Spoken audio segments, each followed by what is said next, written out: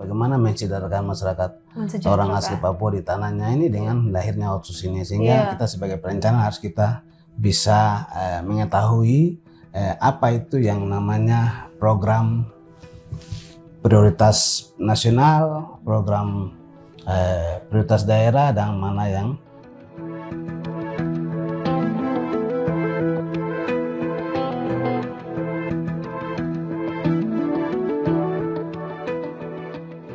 Sobat Inovasi, berjumpa lagi dengan saya Sari dalam podcast Labinov, inovasi nyata, no wacana.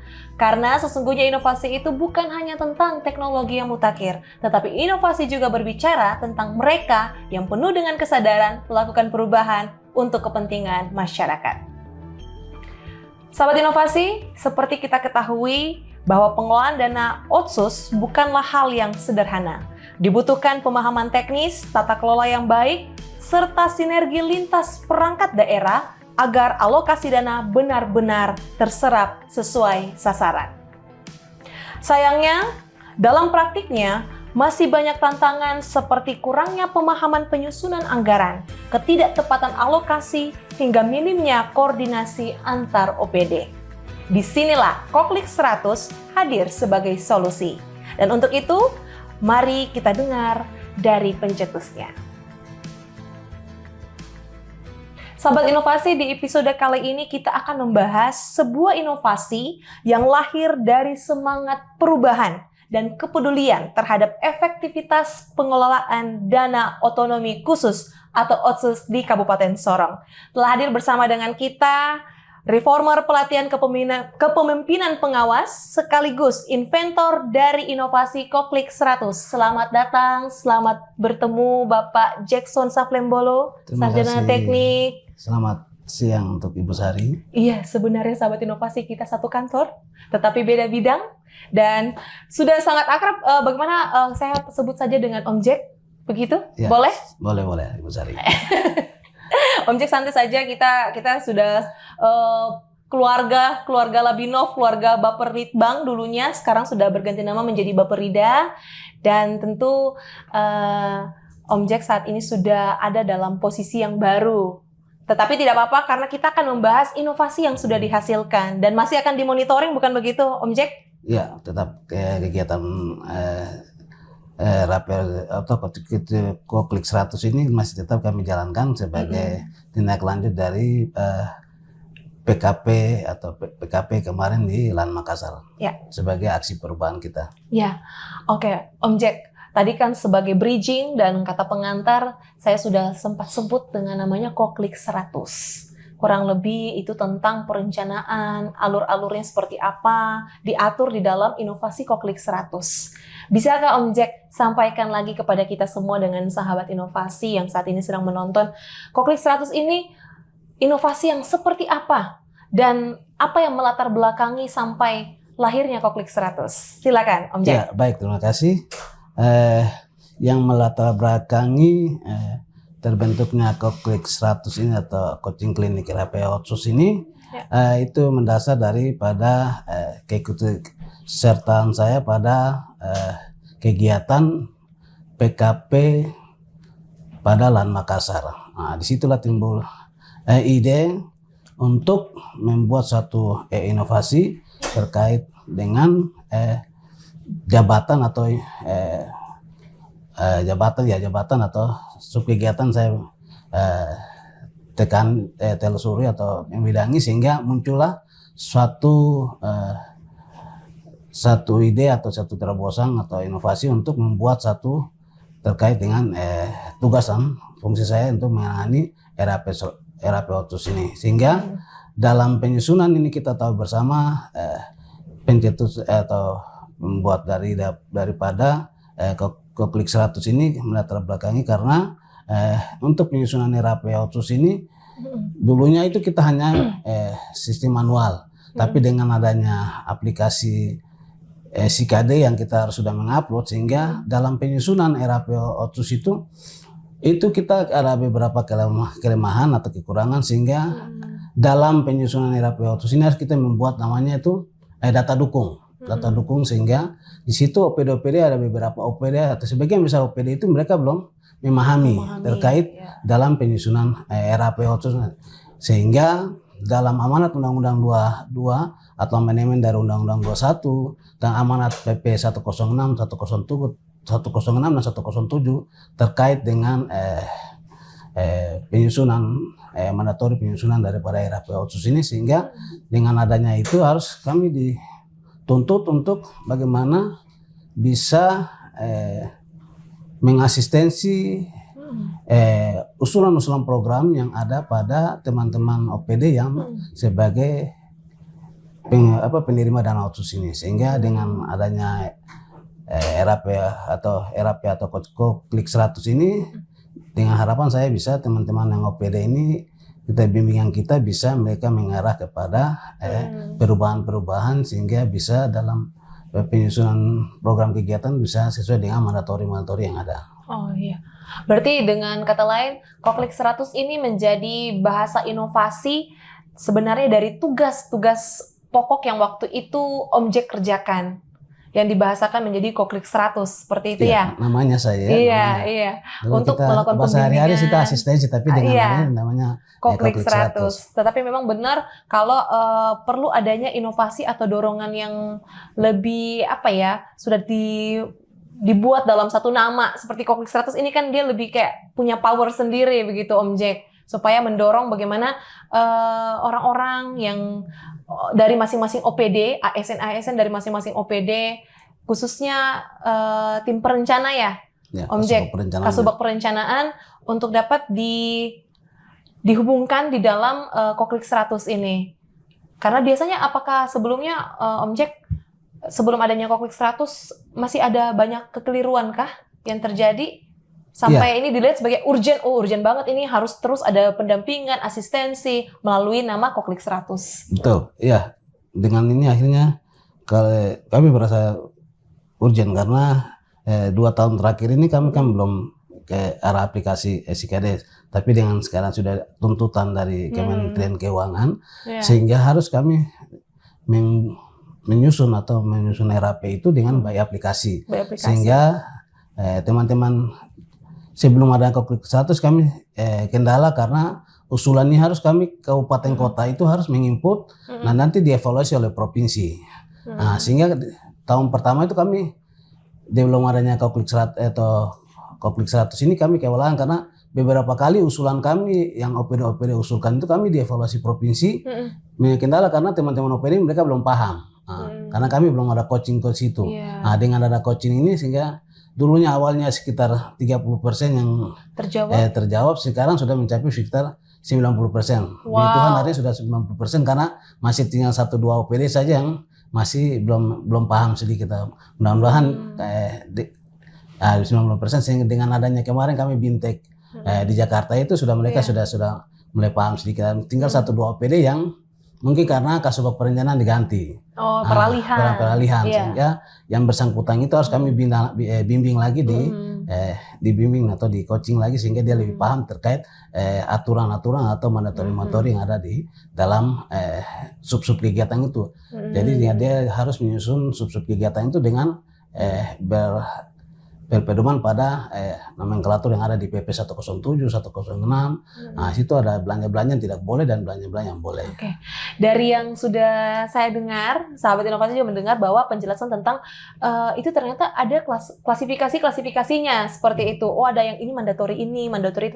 Kira-kira Om Jack sekalian, ini kan sahabat-sahabat inovasi pasti ada Kasubag Perencanaan mungkin yang saat ini menonton ya, Om Jack. Bisakah dibagi kira-kira dari yang tadi Om Jack jelaskan bahwa ini ada mandatori ini, sesuai aturan ini, belanja ini, kira-kira secara umum saja Om Jack yang sering suka ada terjadi kekeliruan dari Kasubag Perencanaan di Kabupaten Sorong tuh, kira-kira di poin-poin apa ini Om Jack? Bisa dijelaskan?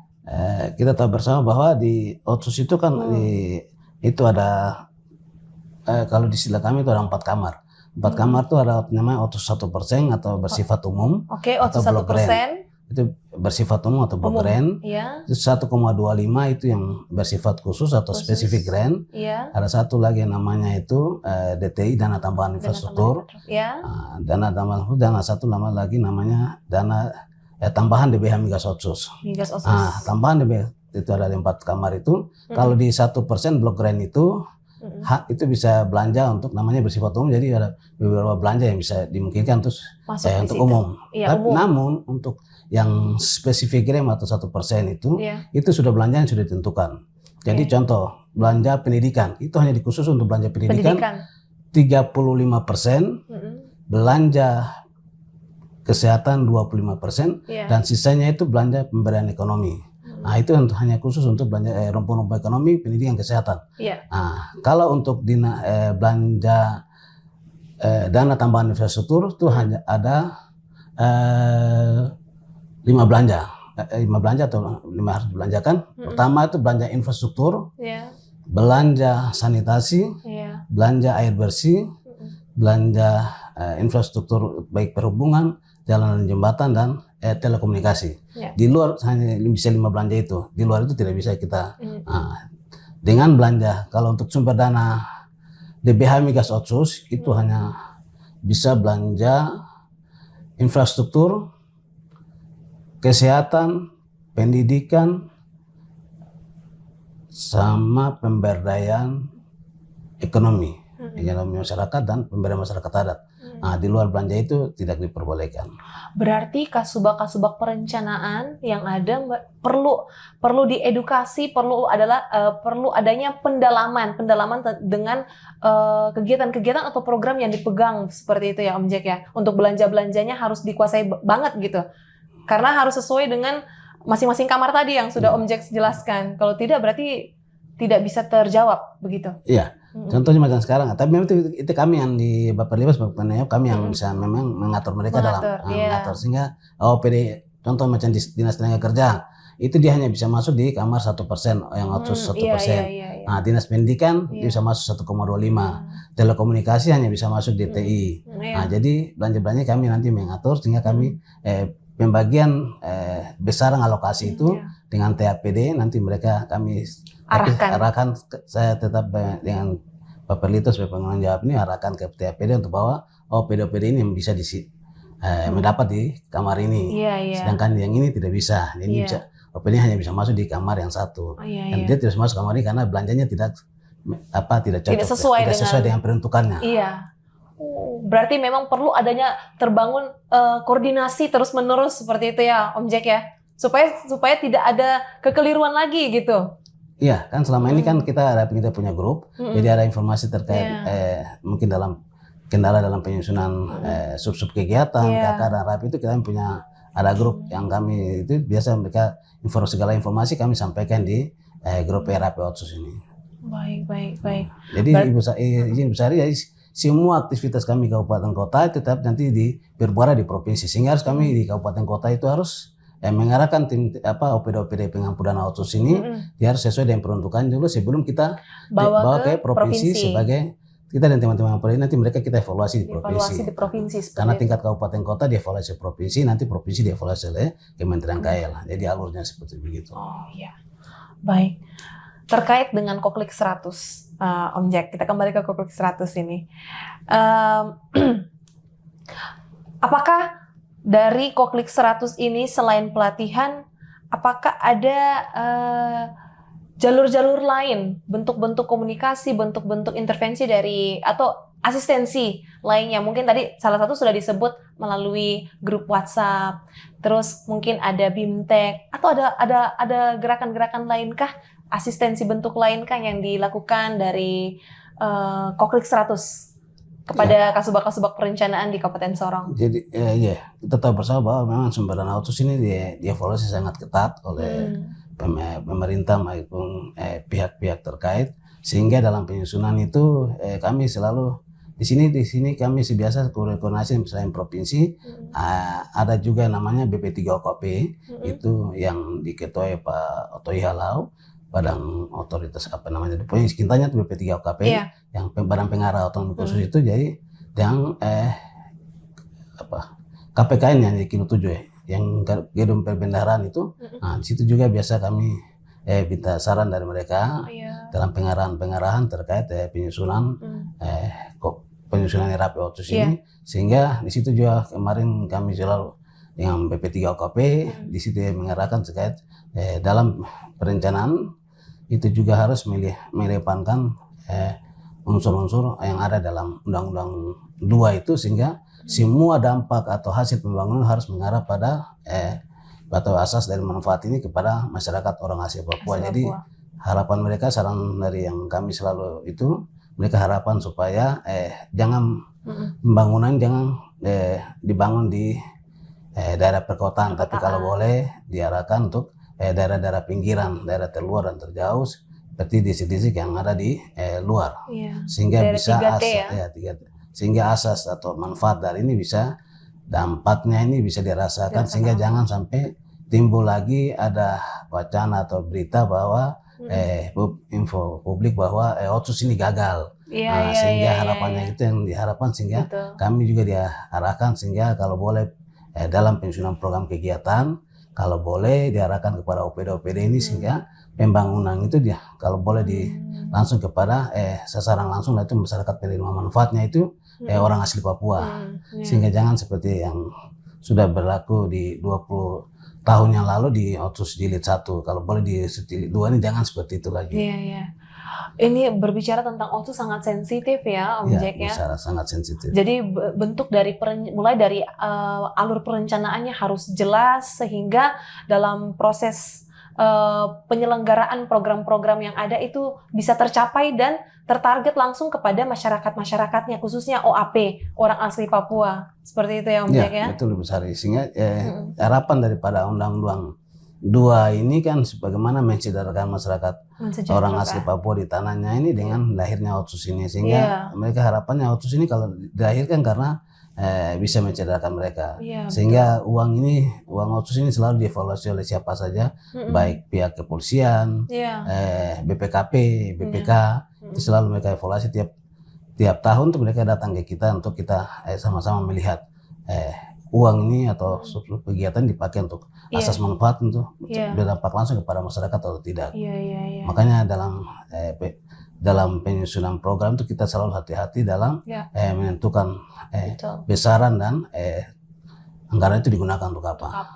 Dan di mana gitu ya, Om Jack ya. Dan di mana, dan mayoritas selalu saya sampaikan kepada teman-teman Kasubag Perencanaan bahwa kita uang Otsus ini kalau uangnya naik, oke silakan pakai bebas, tapi kalau yang Otsus ini kalau boleh dibuat langsung, contoh macam pelatihan tuh ya pesertanya minimal tuh 80-20 lah. 80 tuh OAP, yang 20 teman-teman atau saudara kita Nusantara yang bergabung di situ. Itu untuk mungkin lintas air Mas Raya, Mayamuk, Salawati dan lainnya. Tapi kalau boleh di daerah-daerah pinggir ya lokasi pesertanya kalau boleh ya OAP 100%. Supaya langsung terasa seperti itu ya, Om Jack ya. Sehingga jangan mereka ini kita puan, kenapa kita tidak rasakan. Betul. Itu sangat, sahabat inovasi sangat sensitif sekali untuk membicarakan tentang alokasi dana Otsus untuk masyarakat. Karena itu masyarakat kita saat ini sudah semakin kritis dengan bentuk-bentuk informasi yang sudah ada. Jelas pemerintah daerah berusaha untuk tidak ada hambatan-hambatan ke depannya ya, Om Jack ya, seperti yang dulu-dulu mungkin banyak yang mengeluh tentang dana-dana Otsus sampai adanya tindakan-tindakan seperti demo, seperti itu. Pemerintah daerah ingin supaya tetap damai-damai. Semua boleh merasakan dana Otsus, dan itu semua kembali lagi kepada perencanaan. Untuk jadi, itu suatu daerah itu akan baik kalau boleh dibarengi dengan perencanaan yang baik. Kalau kita dari awal perencanaan sudah salah, berarti kayak terakhirnya juga tetap akan salah. Sehingga dari selalu saya hati-hati dalam berkoordinasi dengan teman-teman di kementerian terkait ini anggaran ini dipakai untuk apa. Selalu kita berkoordinasi, sehingga saran-saran mereka kami harus terima, sehingga dalam pembagian anggaran dan penyusunan program kegiatan itu kami jangan sampai salah. Baik. Setidaknya tadi dari yang penjelasan Om Jack ini sudah kurang lebih implementasinya tuh sudah tergambarkan lewat penjelasan tadi. Jadi pertanyaan tentang implementasinya saya sudah akan lewatkan aja, sahabat inovasi, karena sudah dijelaskan. Sekarang Om Jack, kita mau ngomong tentang dampaknya. Kira-kira mungkin bisa dijelaskan, angkanya sekarang sekian, masyarakat yang sudah merasakannya sudah cukup berapa persen, masing-masing OPD mungkin tanggapannya tentang adanya pendampingan Koklik 100 dari timnya Om Jack seperti apa? Boleh dijelaskan Om Jack? Baik, terima kasih. Mungkin dampak yang pertama, saya baru tangani otsus ini 3 tahun terakhir. Nah, 3 tahun terakhir ini saya melihat dampaknya saya melihat dampaknya oke lah, sudah masih sedikit maju dengan pengarahan atau asistensi yang kami menyusun dan susun perencanaan ini, sehingga dari bidang kesehatan kami sudah membangun beberapa puskesmas, itu puskesmas mega, Hasil-hasilnya ini hasil-hasilnya. ya, Kita gambaran umum saja, seperti puskesmas mega, puskesmas Kelabot, itu lewat Dana Otsus kita bangun. Dan untuk bidang kesehatan beberapa pustu-pustu atau rumah petugas kesehatan tuh lewat Dana Otsus. Pendidikan kami di Kelamono itu 2 lantai kami bangun lewat Dana Otsus. Rumah-rumah guru ada beberapa. Pokoknya sektor pendidikan saya lihat sudah mulai kami sudah mulai lewat Dana Otsus sudah cukup kami cukup signifikan, maksudnya signifikan berarti bahwa uangnya ini langsung berdampak kepada langsung membangun fisik maupun non fisik. Nah, di bidang kesehatan juga itu kami membangun rumah tunggu di RSUD 22 dan Pituanana ini itu juga, dan satunya lagi itu yang dirasakan langsung itu kami ada namanya jaminan kesehatan. Jadi setiap tahun tuh kami taruh anggaran di rumah sakit, sehingga masyarakat yang dari pinggiran ini yang tidak punya jaminan kesehatan itu mereka berobat ke sana tidak bisa, ada beberapa kali yang mereka ditolak. Nah, itu dengan adanya ini kami ada anggaran kami taruh di RSUD, itu dia tidak punya fasilitas atau BPJS, jaminan kesehatannya itu dia hanya cukup ke dinas sosial, keluarkan surat dia langsung bisa dilayani sana tanpa apa istilahnya penolakan dan sebagainya. Itu kita sudah membangun kerjasama dengan RSUD, sehingga uangnya ada nih untuk orang asli Papua harus dilayani secara utuh, tidak boleh membeda-bedakan. Nah, yang tidak punya, yang dari pinggiran ini dia tidak punya tempat tinggal, kami sudah siapkan rumah tunggu. Namanya rumah tunggu untuk dia datang, mungkin dia harus mungkin karena kontrol dan sebagainya, rumahnya disiapkan. Karena selama ini mereka masih, kalau kita lihat mereka bisa tunggu pasiennya itu dia tunggu di pinggir-pinggir itu. Nah, dengan itu 2 tahun terakhir ini kita sudah menyiapkan rumah tunggu untuk pasien dari distrik-distrik terjauh untuk menginap situ untuk melakukan kontrol dan lain sebagainya. Berarti dengan kata lain, Om Jack, sahabat inovasi, semua upaya-upaya pembangunan infrastruktur, upaya-upaya dalam membangun manusia yang ada di Kabupaten Sorong itu semua bentuk dari kolaborasi ya, Om Jack, kolaborasi dengan berbagai pihak supaya semua boleh terrealisasi. Betul. Seperti itu. Seperti yang lebih itu kan kita lihat di bukan hanya di rumah bidang kesehatan, tapi di bidang pendidikan. Nah, pendidikan itu Bapak Ibu bisa lihat yang bis sekolah yang selalu mengantar jemput itu sudah dibiayai sumber dana otsus. Jadi anak sekolah yang datang jemput seragam, bahkan sampai seragam sampai biaya profesional di sekolah itu kan sudah tidak ada pungutan lagi. Nah, jadi sekolah gratis itu kita biayai dari sumber dana otsus. Luar biasa. Berarti kalau di Kabupaten Sorong khususnya anak-anak OAP itu sudah sangat terjamin ya, Om Jack ya? Iya, kalau boleh seperti dikatakan seperti itu, karena beda dengan kayaknya kalau untuk tanah Papua itu kan kayaknya Kabupaten Sorong, karena selama ini saya ikuti kegiatan belum ada seperti sampai yang lengkap dengan bisa menjemput dengan siswa pakaian seragam. Kalau biaya operasional oke lah. Tapi kalau sampai seragam itu mungkin baru tahun 2025 kalinya kalau baru direncanakan karena program Pak Presiden akhirnya untuk sekolah gratis akhirnya. Tapi kita Kabupaten Sorong sudah terlebih dahulu. Terlebih dahulu dari zaman Pak Malak sampai dilanjutkan dengan Pak JK sekarang. saat ini. Nah, itu semua dibiayai dari sumber dana otsus. Itu adalah bentuk komitmen dari pimpinan ya, Om Jack ya. Pimpinan daerah kepada masyarakat. Untuk itu kita semua yang ada di Kabupaten Sorong pasti menjadi masyarakat yang sangat berbahagia begitu ya, Om Jack ya.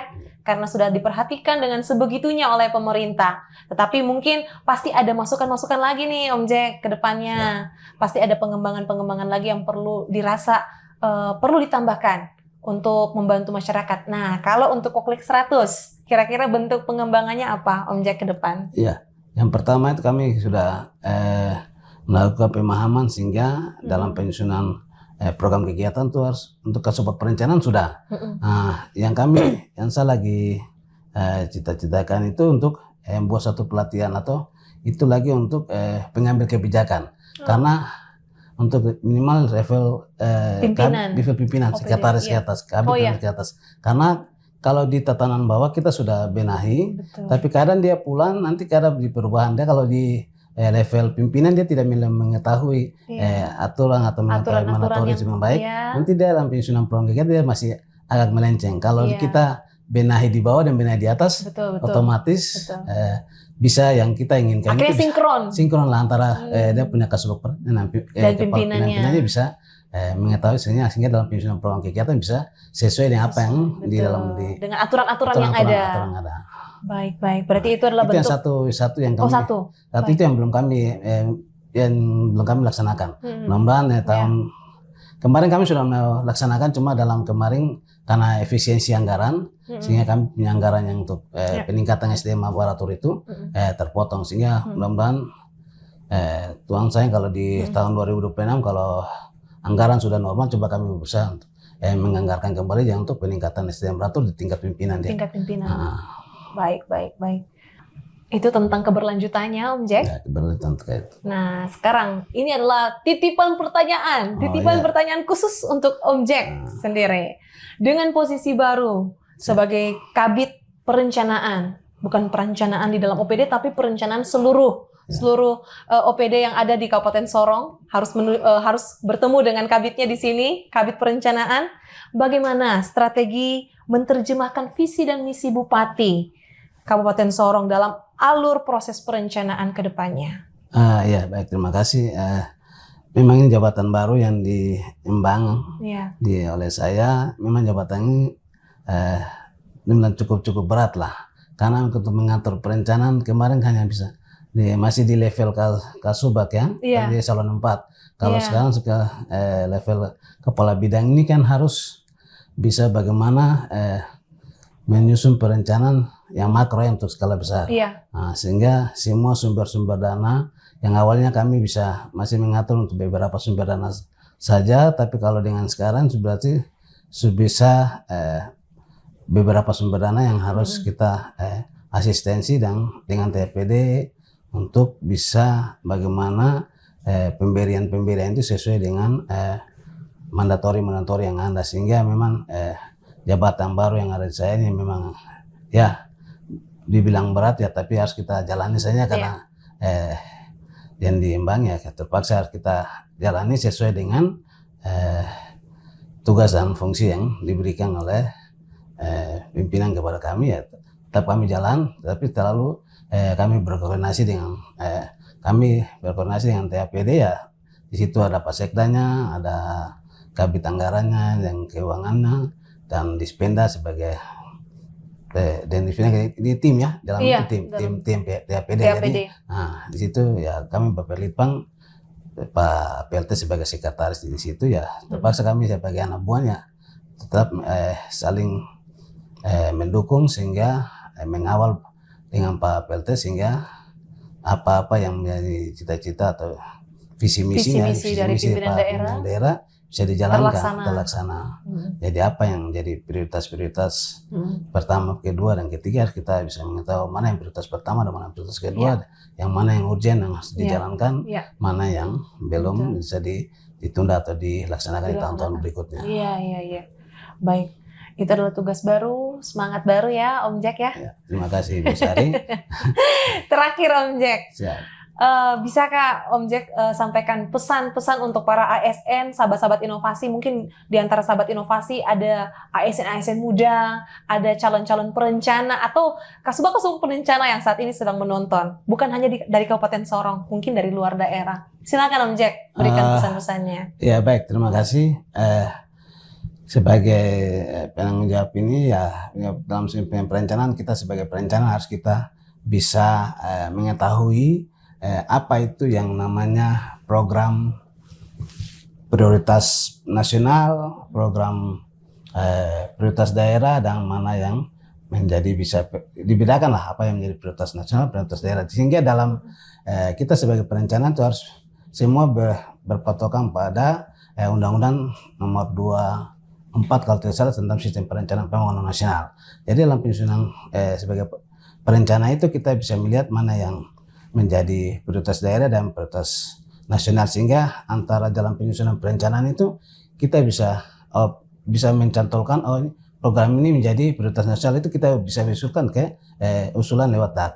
Nah, kalau yang menjadi kebutuhan daerah berarti kita bisa mengusulkan di dalam anggaran-anggaran yang ditransfer dari pusat kepada daerah, itu nanti diasalkan kelas itu. Sehingga jangan kita salah menyusun perencanaan, ini prioritas nasional, nanti ada mana yang prioritas daerah, sehingga kita harus bisa membedakan di situ. Ya. Sehingga dalam penyusunan perencanaan kita semua berpatokan pada RPJMD, Renstra, RKPD, sampai dengan terakhir pada KUA dan PPAS.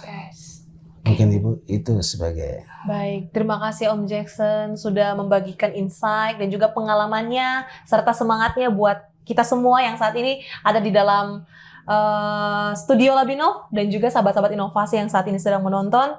Sekiranya langkah-langkah inovatif dan harapan-harapan dari bidang baru kita yang ada di Bapperida Kabupaten Sorong boleh terlaksana dengan baik, dan juga Koklik 100 boleh terus melakukan pengembangan-pengembangannya, dan lebih banyak lagi masyarakat-masyarakat yang merasakan dampak dari Koklik 100 untuk alokasi dana OTSUS di Kabupaten Sorong.